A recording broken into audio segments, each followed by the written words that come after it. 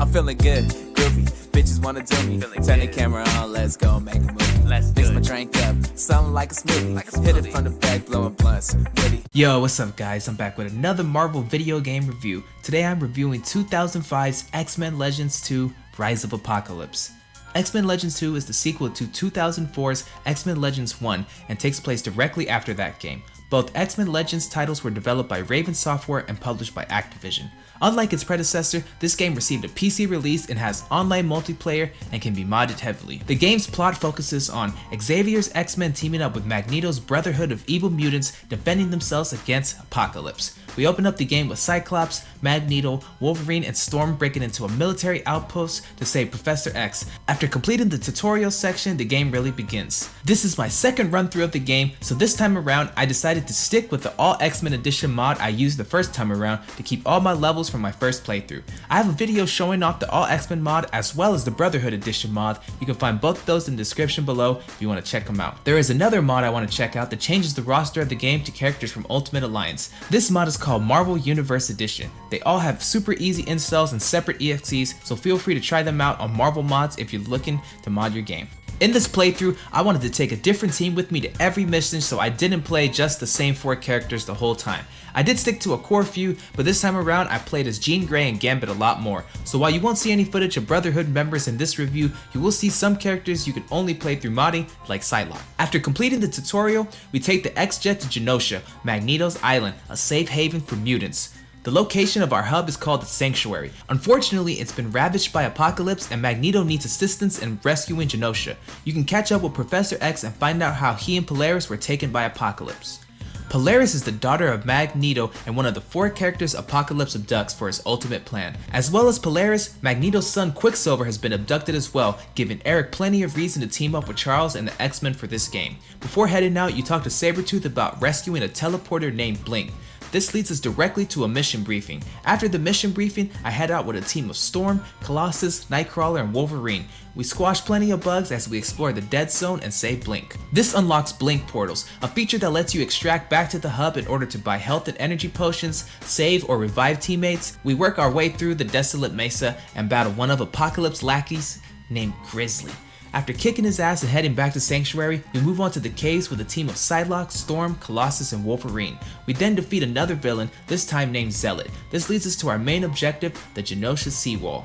After assisting Blob, we are faced with our first iconic foe of the game, Lady Deathstrike. Wolverine and the team make quick work of her as her attack pattern doesn't give her a lot of time to heal and she doesn't do too much damage. We then save Pyro before moving on to the final boss of Act 1, Abyss. Abyss is one of the 4 horsemen of Apocalypse and has a pretty cool boss battle. After beating him up a bit, he moves things onto a blimp where we throw explosives at him until he jumps to our blimp and we duke it out. We finally save Genosha as we defeat Abyss. This is a pretty quick act to get through, but I think it keeps locations varied enough and sprinkled in enough boss battles to make sure there's no dull moments.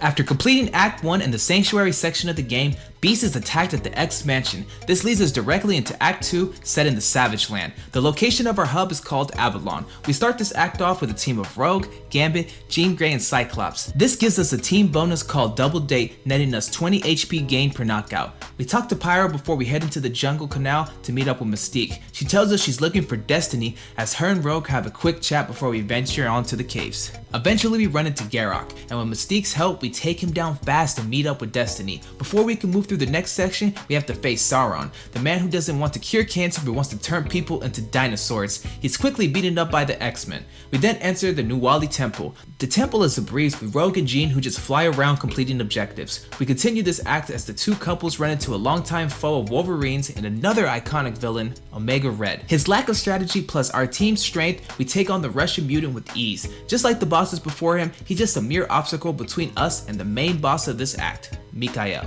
Mikael is the second horseman of Apocalypse we run into and has an annoying ass boss battle. Initially it's just waves of clones to tumble with, but it quickly becomes irritating as the second half of his boss battle consists of trying to line up his henchmen so we can get back to beating on him. Eventually we do him just like all the other bosses before and beat Mikael down. We notice that Beast is trapped in a gas chamber, so we spring into action and smash the control panel, freeing our blue furry friend. Destiny warns us of a betrayal happening in the future as we wonder which character will be a traitor. The first 2 acts of the game are a breeze in my opinion. You can get through both acts rather easily, only taking 2 or 3 hours to complete. This brings us to Act 3. Act 3 begins at the Weapon X facility. We are given the choice between 2 missions, the Core or the Infinite Factory. For these 2 missions, I decided to split the teams up between their blue and gold teams. First up is the blue team. We start off with the Infinite Factory mission. Wolverine, Cyclops, Rogue, and Psylocke link up with Guardian for a bit as the mission commences. We fight up and down the factory with Guardian helping us navigate until we run into Mr. Sinister.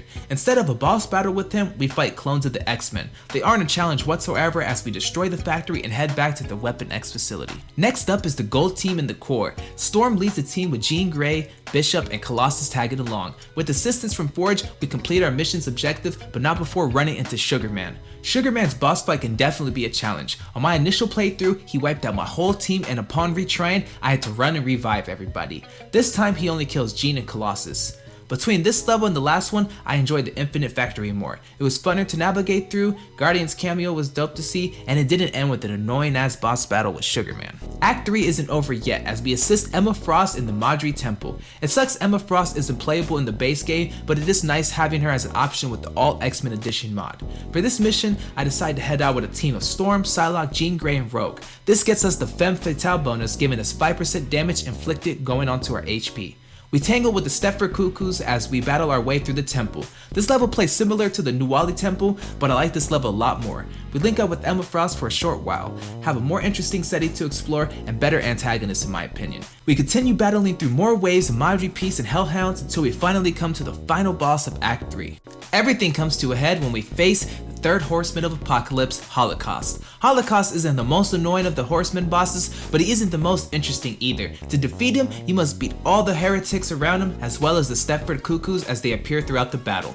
Although we win the battle, we slowly lose the war as Emma Frost is also abducted. Overall, this is my favorite level of the game and I enjoy playing it on replays. Seeing Emma Frost make a cameo is nice compared to Polaris and Quicksilver, who are only seen in the final boss trapped by Apocalypse. The boss fight isn't my favorite, but seeing the Stepford Cuckoos is cool. Angel is now transformed into the Archangel as we get foreshadowing for our final horseman. Act 4 brings us to the Damage X Mansion as we assemble a team of Cyclops, Rogue, Jean Grey, and Wolverine to assist on the gun platforms. We sport our Age of Apocalypse costume for a team bonus of 100% attack rating. We assist the SHIELD agent in taking out the radar array. We battle a horde of Sentinels as we move on to destroying the generator. This leads us to a foe who has gotten a lot of time in the limelight as of recent, Bastion. The first boss of this act, Bastion is in control of the Sentinels as they swarm you as you try to beat him up. After defeating Bastion and shutting down the Sentinels, we move on to the next mission. Next up is Psylocke, Gambit, Rogue, and Storm. We move through the sewers and take a brief intermission on the streets of New York. We have a brief chat with none other than the Hellfire Club's Sebastian Shaw. He sends us on a glorified fetch quest for tech bits, his holodisc, and a master key in exchange for information he holds. We find his belongings as I switch out Gambit for Nightcrawler to get his holodisc. This takes us back into the sewers. After roaming through the sewers, we meet up with Banshee. Banshee informs us about the Brain Trust, giving us our next objective. He is also now found at the X Mansion to talk to later. We enter the Brain Trust and get to smashing everything in sight. Gambit, Psylocke, Storm, and Rogue take on Strife as we prepare for the last part of this chapter. At the X Mansion, Colossus can catch up with Kitty Pryde, and we can receive another request from Sebastian Shaw. To end this act, I selected a team of Colossus, Cyclops, Jean Grey, and Wolverine. Now we're back on the streets of New York and run into the Merc with the Mouth, Deadpool. I believe this is Deadpool's first video game appearance, and I think they did the character justice in his voice acting and character design. We gave Wade Wilson an ass whooping and head back into the sewers. We work our way through the sewers and into the Pantheon of Apocalypse. With the goal of meeting Beast in Sinister's lab, we clear out all the enemies and free the Black Queen, Selene, as a favor to Sebastian Shaw. In Sinister's lab, we catch up with Beast, but it's revealed that he is the traitor we were warned about earlier. He leads us to the Tower Apex as we face the last horseman of Apocalypse, Archangel. Archangel is my favorite of the 4 horsemen because of his character design, iconicness, and his boss battle is really fun. He has a laser that can teleport you across the battlefield, so you gotta be careful when attacking. He does a lot of flying around as well, but with the few projectiles or characters that can fly, he's no trouble to defeat. After Archangel goes down, we move on to Act 5, the final act. Sabretooth is the last mutant abducted by Apocalypse and has the 4 mutants necessary for his device to work. Beast is assisting Apocalypse in his endeavors, but he wavers a little bit when Sabretooth questions his sudden brutality against his own kind. Act 5 takes place in Egypt. We start off in the teleport chamber. For this act, I chose a final team of Psylocke, Rogue, Jean Grey, and Wolverine. We move through Ra's mouth and quickly run into Mr. Sinister and Beast. Mr. Sinister is one of my favorite X-Men foes and one I was really excited to go up against. His boss battle isn't too difficult to figure out and Beast is really easy to get out of the way. I think this should have been the second to last boss battle instead of the one we got. It fits the game's narrative better and it's built up too since Mr. Sinister is seen as Apocalypse's right-hand man throughout the game. Before we can head on to the final area of the game, we must fix the mirrors in the Temple of Anubis and Temple of Sekhmet. The Temple of Sekhmet takes a little bit longer due to having to find some jars, but eventually we pass the Great Seal and meet our penultimate boss. Instead of having someone like Mr. Sinister being the second to last boss, this game opts to have the Living Monolith. Honestly, this is my least favorite boss in the whole game. His gimmick is annoying as you have to constantly stop him from receiving sunlight, and he wasn't built up to at all, so coming between this game's main two antagonists, it's kind of a disappointment. At first I made the mistake of attacking the columns you're supposed to just stand on, but even after figuring out my mistake, I wasted so much time flying back and forth only to do minimal damage. This boss battle doesn't sour my experience, but it's definitely part of the reason Act 5 is far from my favorite act. Now on to the final boss of the game, Apocalypse. Since this is my second time playing through the game, I've had it easy when it comes to most bosses. I've had my levels from my first playthrough, plus all the experience from facing those boss battles before. I still struggled a bit against Sugarman and Mikael, but none of the bosses this time were too difficult. This time when fighting the final boss, I made sure not to waste my energy early on and kept using the machine as much as I could. This made destroying the generators and beating up Apocalypse again and again easy as hell. He eventually takes his 4 horsemen and has them join him in battle. I swiftly take out each of the horsemen and move on to the big bad himself. This time it goes down really easy as my characters aren't so leveled down compared to him. Psylocke takes the final hit as she defeats Apocalypse. This takes us to the outro cutscene with Mr. Sinister being revealed to have betrayed Apocalypse and tampered with the machine. That covers the story aspect of the game, which I did enjoy and had a fun time replaying. I personally enjoy Legends 1 to 2 because I enjoy its storytelling and setting a lot more, and the boss battles and default roster hit me more. If X-Men Legends 1 was on PC, I'm sure we would have a crazy modding scene just like 2 does. I do think 2 does a lot of things better than 1 though. The most obvious is being able to change your character's costume as soon as you finish the tutorial. In Legends 1, you had to beat the game once to unlock the costumes, and they didn't even have alternate costumes for characters like Rogue. I also appreciate that this game's always 4 players. Legend 1 made the choice to start you off as Wolverine by himself until you beat Mystique, then Cyclops can join your party. This is annoying for a multiplayer game, and the solo Magma sections take away from the multiplayer aspect as well, even if it's for story reasons. It's especially annoying since Magma doesn't even appear in this game. I do appreciate that Legends 2 has a new Game Plus mode. It also has hidden characters like Iron Man or unlockable ones like Professor X. You even unlock Deadpool after beating the game for the first time.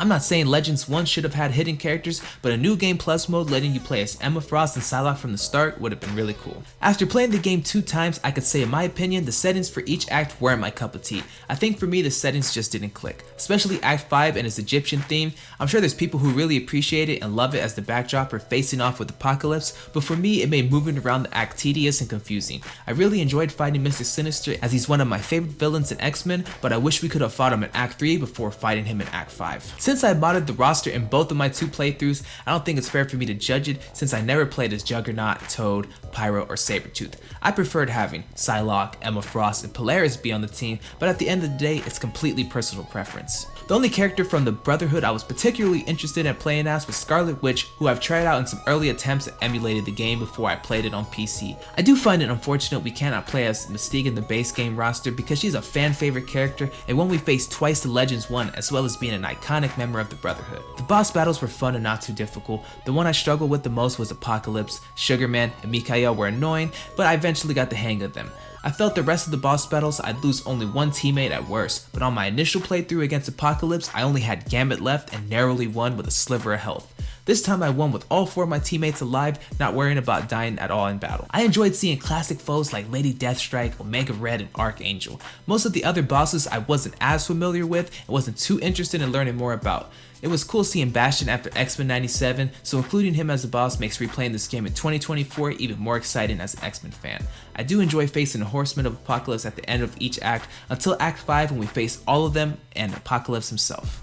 Regardless of what X-Men Legends title you enjoy more, they both are top tier X-Men games and always a blast to play with friends or by yourself. I don't rate games with the number system. If I enjoy something, I replay it, and if I don't, I won't. This is a game I see myself replaying over and over, with its mod community adding onto its legacy and online multiplayer being readily available. This is one underrated and overlooked gem. If you enjoy Ultimate Alliance and its gameplay, then you'll love the predecessor to its formula. I plan on doing more reviews as well as more videos on X-Men Legends 2 in the future. If you guys enjoyed the video, leave a like, comment, subscribe, all that good stuff, and I'll catch you in the next one. Peace.